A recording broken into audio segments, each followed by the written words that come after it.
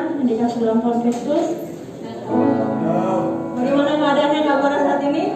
Luar biasa. Puji Tuhan, masih kita dikasih kesempatan untuk bisa berkumpul saat ini dengan keadaan yang luar biasa. Tuhan, itu adalah suatu anugerah Tuhan dan musik Tuhan dalam kehidupan kita. Saya undang kembali saudara sekalian untuk bangkit berdiri. Kita mau menyembah Tuhan, merasakan kebaikan Tuhan. Kita nggak usah takut dalam segala hal apapun. Bukan dalam arti kita menyepelekan keadaan dan protokol kesehatan, kita tahu. Tapi kita harus tetap berpegang bahwa Tuhan telah berkuatan kita.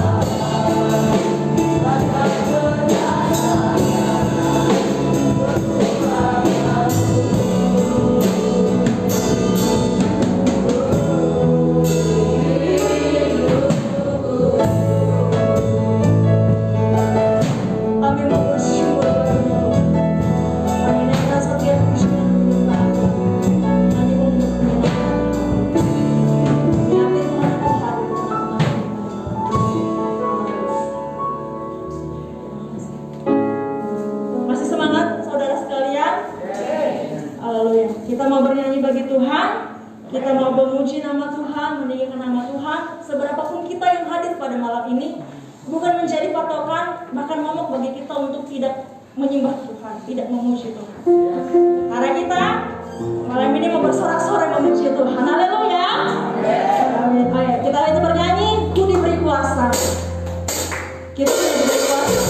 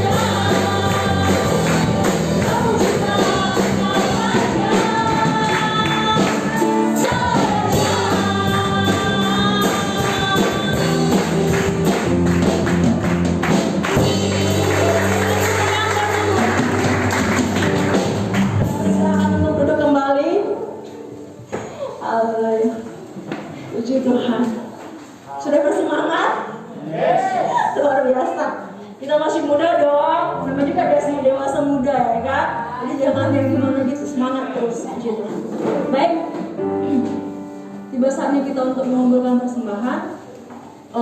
Para petugas yang bertugas untuk hal ini saya silakan untuk bantu saya. Kita naikkan pujian, kasihnya seperti sungai.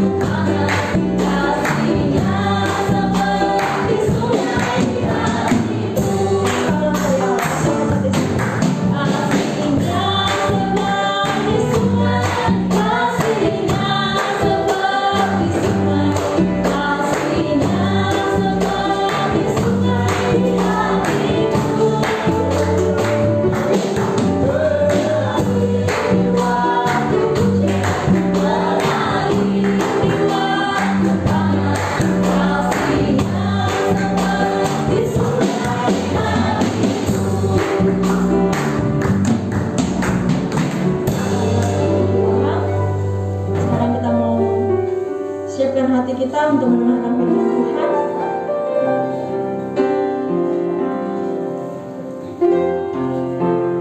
Kekuatan hatiku. Ya Tuhan, ayo menjadi kekuatan hatiku.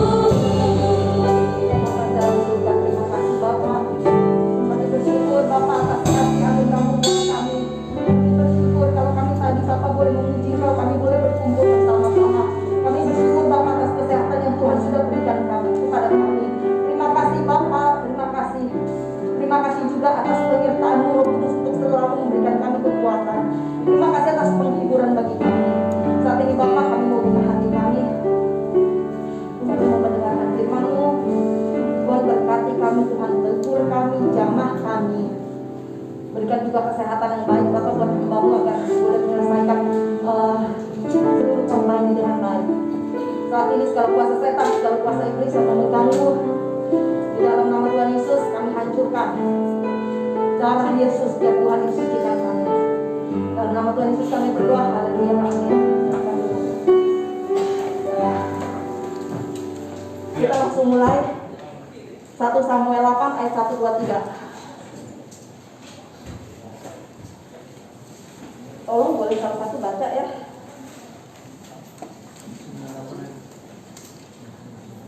1 Samuel 8 ayat 1 dan 3. 1 Samuel 8 ayat 1 dan 3. Ada yang bisa baca? Boleh? Yang di depan boleh? 1 dan 3. 1 Samuel pasal 8 ayat 1 dan 3. 1, 2, 3. 1, 2, 3. Setelah Samuel menjadi tua, diangkatnya lah anak-anaknya laki-laki menjadi hakim atas orang Israel. Ayat 3. 2 dan 3.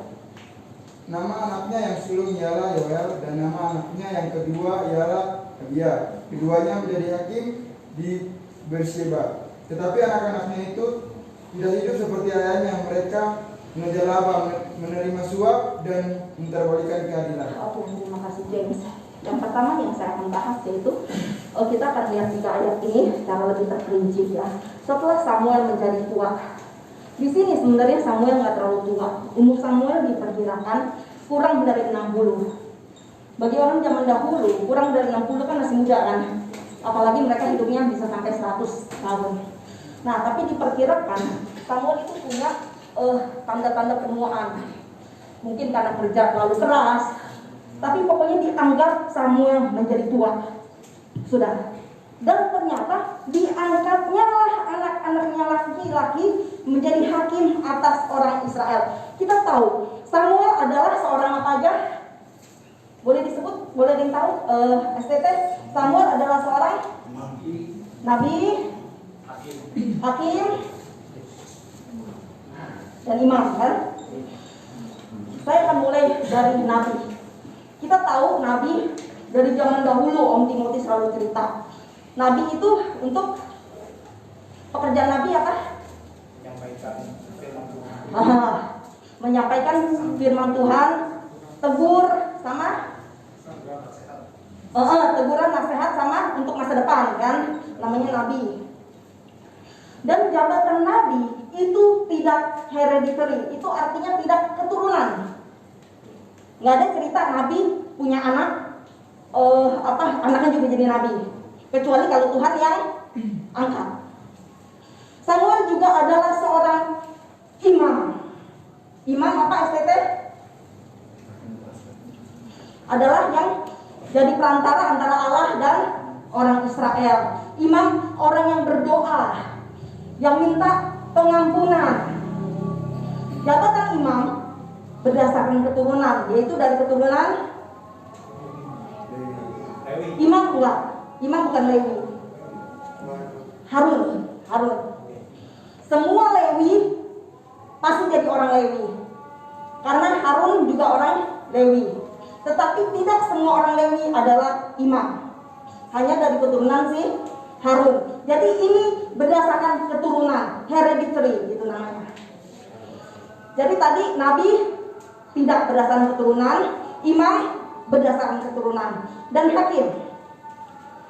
Hakim di sini bukan seperti hakim yang zaman kita sekarang, yaitu untuk mengadili, untuk tahu benar. Oke, kamu salah, kamu benar, dihukum. Bukan cuma seperti itu.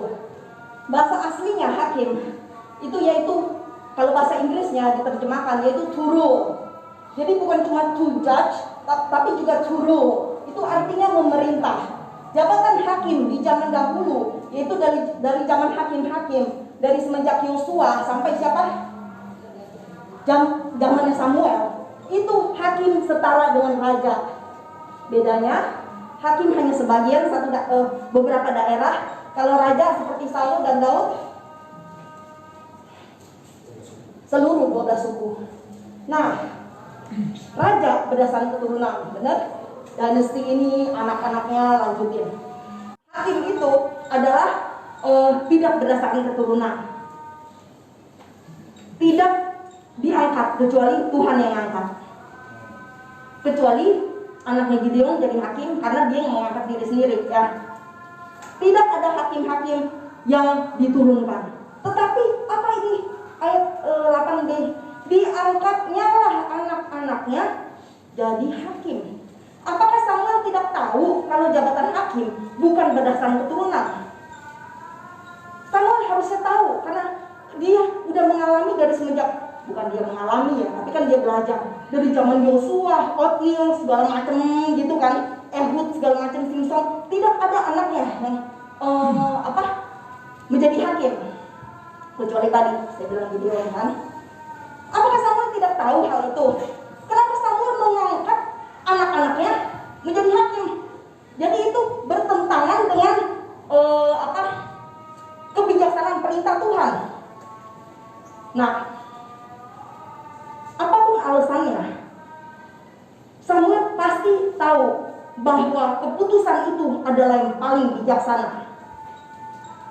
Nanti saya akan salah satu alasannya, karena sebenarnya kecuali dari ayat 3 yang dikatakan anak-anaknya itu tidak hidup seperti ayahnya. Salah satu alasan, nanti saya akan kasih tahu, anak-anaknya itu sebenarnya ketika diangkat mereka mempunyai perbuatan yang baik. Nanti saya akan kasih tahu buktinya kenapa saya berkesimpulan seperti itu. Jadi Samuel merasa keputusan saat itu adalah keputusan yang paling bijaksana. Dia melihat tidak ada orang lain, dan karena dia pikir dia sudah tua dan anak-anak baik-baik tuh, ya udah kenapa mereka nggak sementara menjadi hakim. Di Beersheba itu termasuk daerah yang paling kecil. Jadi ini tahu Samuel seperti melatih mereka untuk menjadi hakim. Apapun itu, saya tahu pasti Samuel yang adalah seorang hakim. Tidak ada yang pernah protes terhadap Samuel. Berarti setiap keputusan Samuel adalah yang adil. Tetapi ketika dia mengangkat anaknya menjadi hakim, nggak ada yang komplain loh. Berarti orang-orang juga melihat bahwa anak-anaknya oke nih, dan mereka mengiyakan. Apa yang bisa kita pelajari dari situ? Keputusan bijaksana atau terbaik menurut Samuel yang mempunyai hubungan yang baik dengan Tuhan, yang seseorang yang sangat bijaksana, yang bisa mendengar Tuhan, itu bisa salah. Jadi apa yang bisa kita pelajari? Hati-hati dengan semakin kita rohani, semakin kita dekat dengan Tuhan, bukan berarti keputusanmu akan selalu di-backup sama Tuhan kalau tidak sesuai dengan kehendak Tuhan, ya.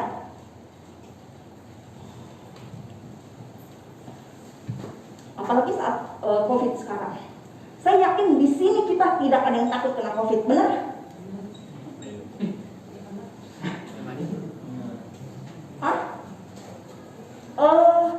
Kalaupun misalkan saya kena COVID, ya udah, saya yakin kalaupun saya mati, saya pasti masuk surga. Ini si Cibidu kasih kita suruh begini-gini, bukan karena kita takut, karena kita nggak mau jadi orang OTG ya, OTG ya, orang tanpa gejala.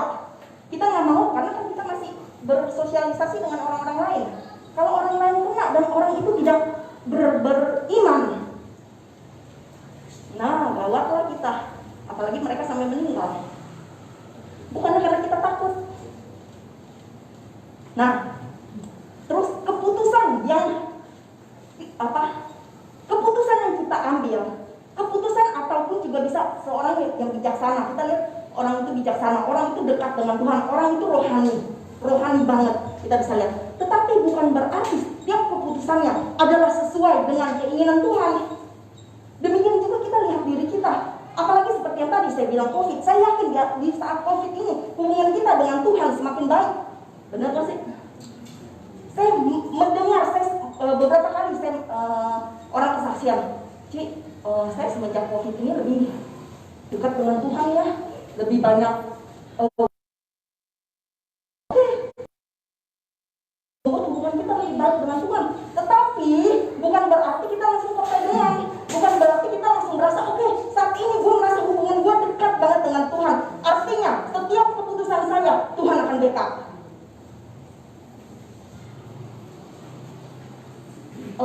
Salah satu dari saudari kita cerita,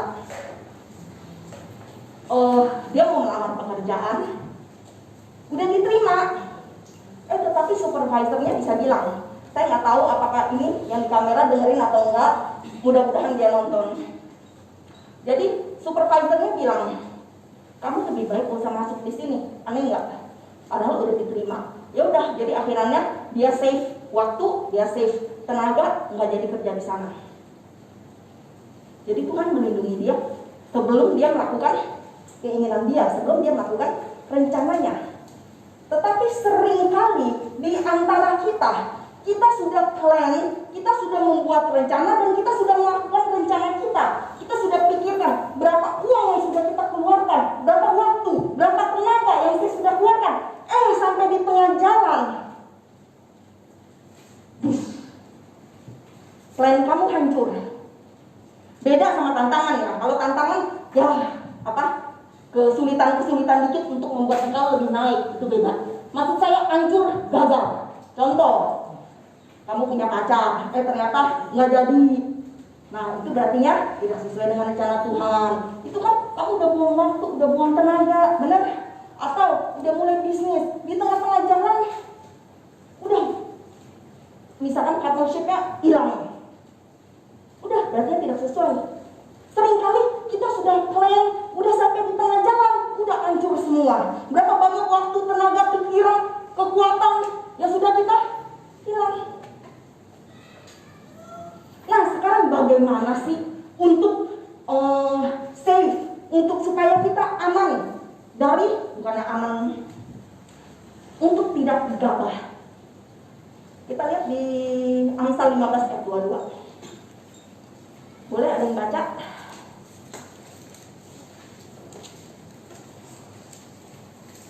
Amsal 15 ayat 22. Boleh baca? Amsal 15 ayat 22. Rancangan gagal kalau tidak ada pertimbangan, tapi terlaksana kalau penasehat banyak. Kalau penasihat banyak.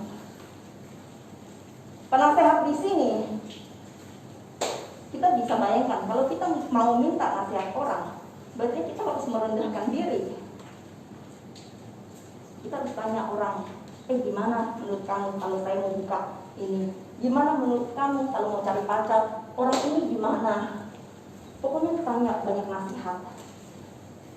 Tanya penasihat juga orang yang ahli dong. Jangan cari penasehat yang pasti akan backup, you ngerti? Yang akan support kalian. Oh nggak apa-apa, lanjutin aja, engkau pasti bisa. Tapi orang lain bilang, ayo hitung. Katanya di sini rancangan gagal kalau tidak ada pertimbangan, tetapi terlaksana kalau penasehat banyak. Makanya kenapa raja seperti Raja Daud banyak penasehatnya. Nah, salah satu kalau kita mau biar lebih bijaksana, tidak gegabah, minta nasihat dari beberapa orang yang ahli, dan kitanya pun juga mau rendah hati untuk tanya.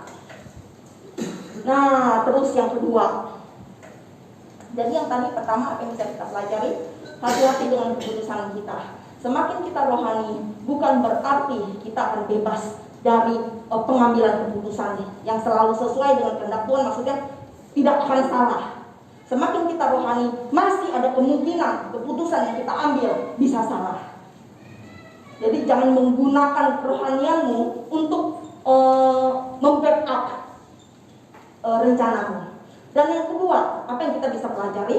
Tetapi anak-anaknya itu tidak hidup seperti ayahnya. Nah, bahasa Inggrisnya itu bukan cuma tidak hidup seperti ayahnya, tetapi ada perkataan ini. But his sons didn't follow his ways, they turned aside. Apa artinya turn aside? Saya menghadap ke sini, tetapi turn aside begini. Badan saya ke situ, tapi kepala saya ke samping. Bahasa Ibraninya yaitu stretch out atau bend away. Artinya tegak begini. Stretch out lurus, tapi ada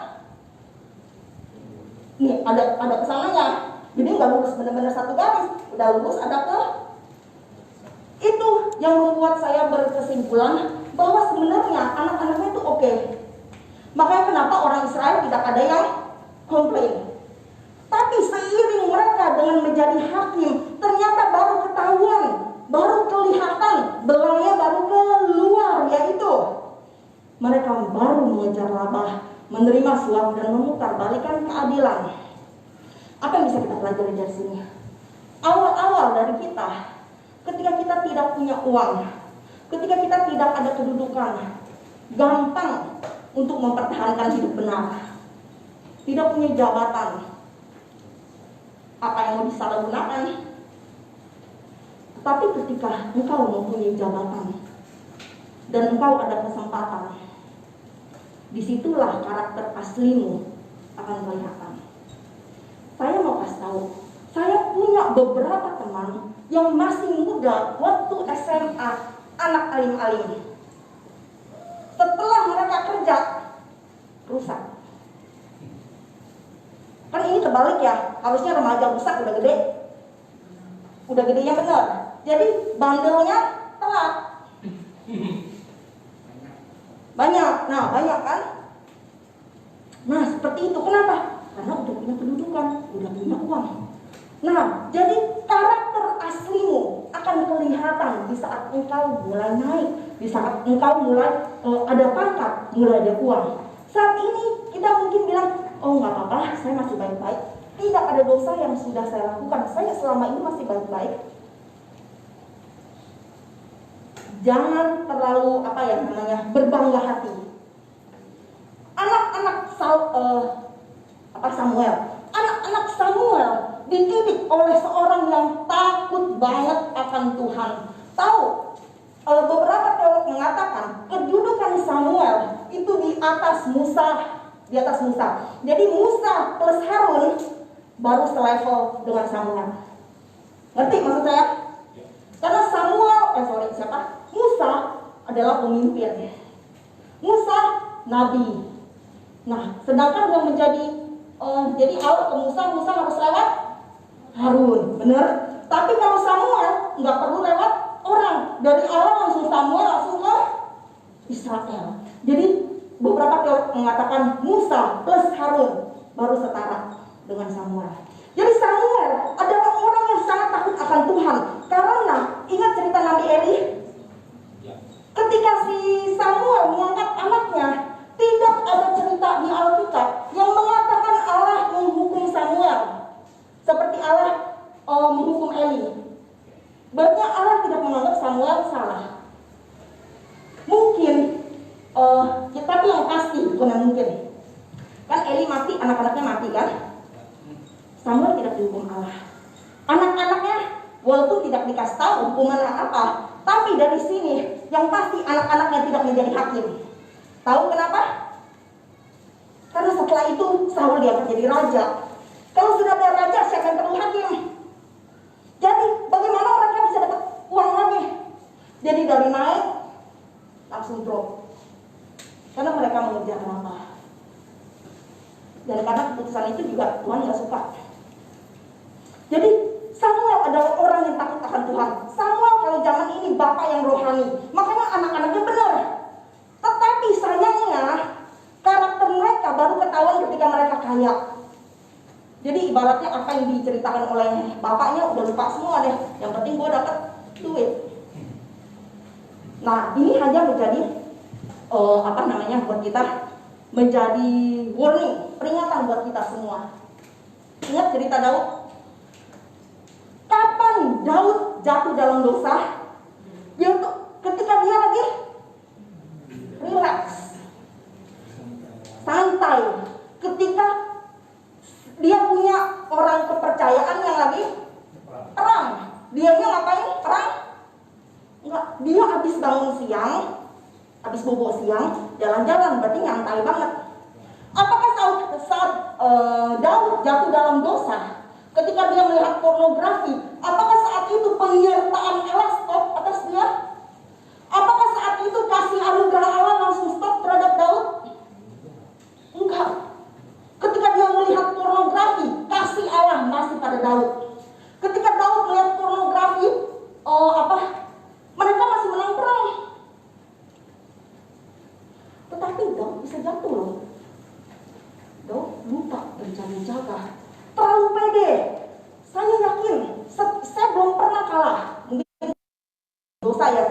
lagi. Ada pernah kalah sebelum peristiwa ini terjadi. Daud percaya akan pertolongan Allahnya. Daud sangat beriman bahwa Allah pasti akan menolongku. Daud adalah orang yang sangat beriman, yang mengatakan bahwa Tuhan adalah pelindungku, Tuhan adalah gunung batuku, Tuhan adalah kota bentengku. Tetapi ternyata jatuh juga karena tidak berjaga-jaga. Boleh percaya, boleh beriman, tetapi kita harus berjaga-jaga. Apa yang bisa kita pelajari dari sini? Godaan pun juga nggak akan ekstrim ya. Seperti saya tanya suami saya, Komeng nggak? Komeng. Misalkan Komeng lagi tinggal di hotel nih, lagi ada bisnis, tinggal di hotel sendiri di kamar. Terus tiba-tiba ada yang ketok pintu. Ternyata pas dibuka, cewek lagi bungkil. Gimana? Takut nggak? Takut nggak? Nah, takutnya orang gila, bener? Maksud saya, godaan nggak akan se-ekstrim itu. Kalau nggak ada polisi nggak apa-apa.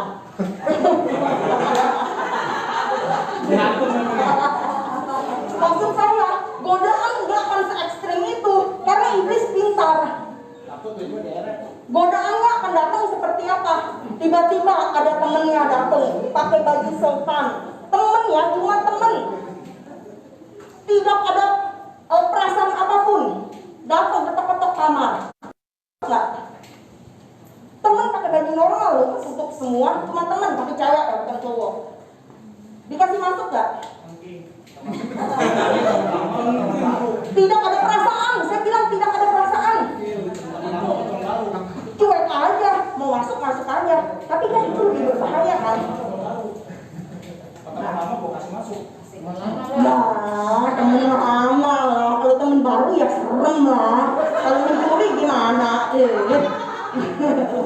Maksud saya temen yang gak ada perasaan, kita cuek banget sama dia, kita kasih masuk. Nah, bukankah itu lebih berbahaya? Maksud saya godaan gak akan se-ekstrim itu loh. Setan akan menggoda kamu seperti yang tadi saya bilang, seperti anak Samuel. Awalnya oke, lama-lama mulai ke sini, lurus, dikit-dikit dong. Nah, godaan seperti itu.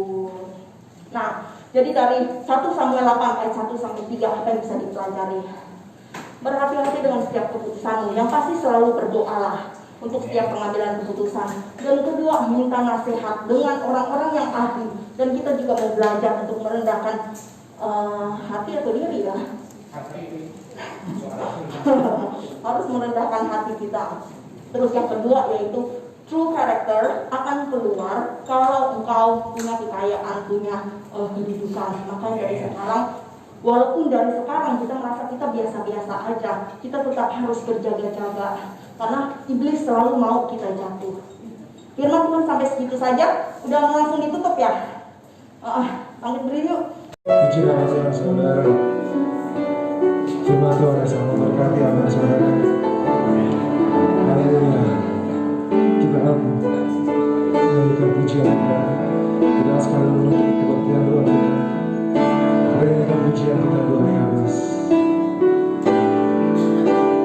Kiranya memberkati aku berlimpah-limpah.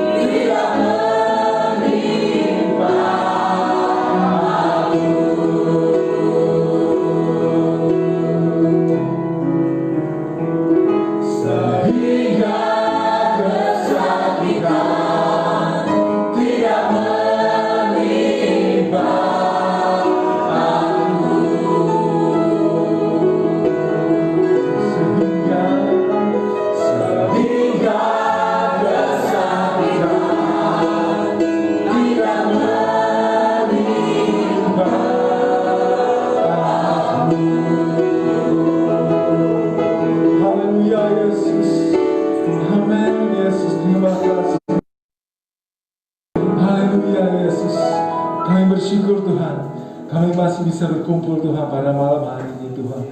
Menikmati kasih karunia-Mu Tuhan di tempat ini Tuhan. Bersama-sama kami boleh memuji membesarkan nama-Mu Tuhan. Bersama-sama kami boleh menikmati Tuhan firman-Mu Tuhan yang begitu indah Tuhan. Yang boleh menyertai kami Tuhan, yang boleh menegur kami Tuhan. Betapa Engkau masih memimpin kami Tuhan. Di saat kondisi seperti ini Tuhan. Di saat kami penuh dengan kekhawatiran, penuh dengan ketakutan ya Bapa. Tapi kami tahu Tuhan, tangan-Mu, pandangan-Mu tetap menyertai kami sampai Engkau datang Tuhan. Terima kasih Bapa, terima kasih Yesus, terima kasih Roh Kudus. Kiranya Kau pimpin kami Tuhan, sebentar kami akan pulang ke rumah kami masing-masing Tuhan. Kiranya Kau pimpin kami Tuhan, dan kami boleh tiba dengan selamat Tuhan, tanpa berdosa apapun Tuhan. Dan kami boleh kembali Tuhan berkumpul di gereja ini Tuhan, untuk menikmati kebaktian umum kami Tuhan pada minggu besok di Bapa. Terima kasih Bapa, terima kasih Yesus, Kau berkati kami semua Tuhan, yang berusaha bekerja Tuhan, bersekolah Tuhan.